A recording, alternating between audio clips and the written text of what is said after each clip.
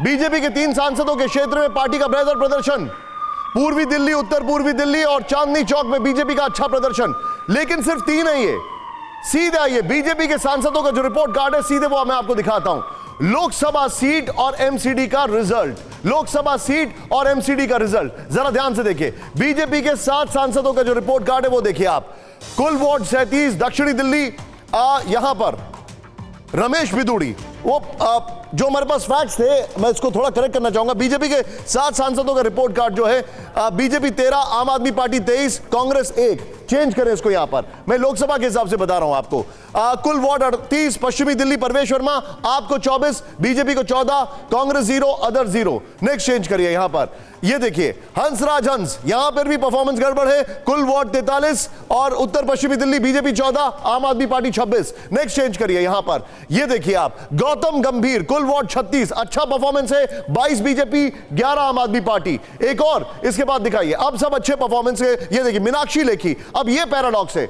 मीनाक्षी लेखी अगर बात की जाए नई दिल्ली की, बीजेपी 6 और आम आदमी पार्टी 19। नेक्स्ट चेंज करिए यहां पर, मनोज तिवारी, अच्छा परफॉर्मेंस, 41 कुल वोट, बीजेपी 19, आम आदमी पार्टी 16। यह बड़ा इंटरेस्टिंग है, कांग्रेस 4, अदर्स 1। यहां पर डॉक्टर हर्षवर्धन की अगर बात की जाए, Chandni Chowk neck to neck था, फिर भी बीजेपी आगे है, 16, आम आदमी पार्टी 14 और यहां पर कुल वोट 33। मैं सीधे चलूंगा सुमंत के पास। सुमंत, ये जो डेटा आ रहा है, बीजेपी इसको लेकर कितना कंसर्न्ड है और ये उसकी जो लार्ज स्कीम ऑफ थिंग्स है, इसमें वो कितना फिगर आउट करेंगे इसको?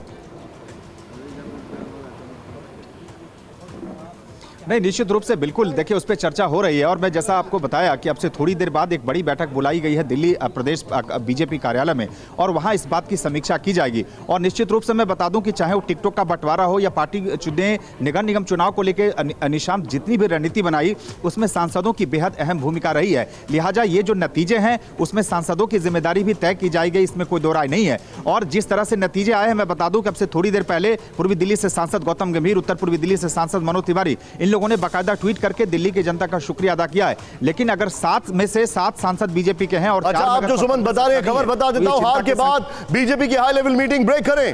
हार के बाद बीजेपी की हाई लेवल मीटिंग ब्रेक करें। एमसीडी चुनाव में हार की समीक्षा होगी, बीजेपी के सभी पदाधिकारी होंगे शामिल, जीते हुए पार्षदों की भी होगी बैठक।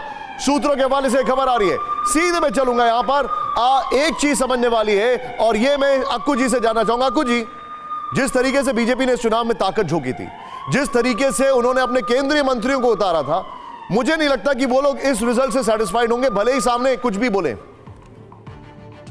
देखिए, बीजेपी कोई भी चुनाव है वो बड़े शिद्दत से लड़ती है और वो दिल्ली में ही नहीं, उसने हैदराबाद में भी चुनाव, नगर पालिका का चुनाव बहुत शिद्दत से लड़ा था और उसका लाभ भी हुआ था। तेलंगाना में आज उसकी संभावनाओं को जो देखा जा रहा है, उसका कारण वो चुनाव है।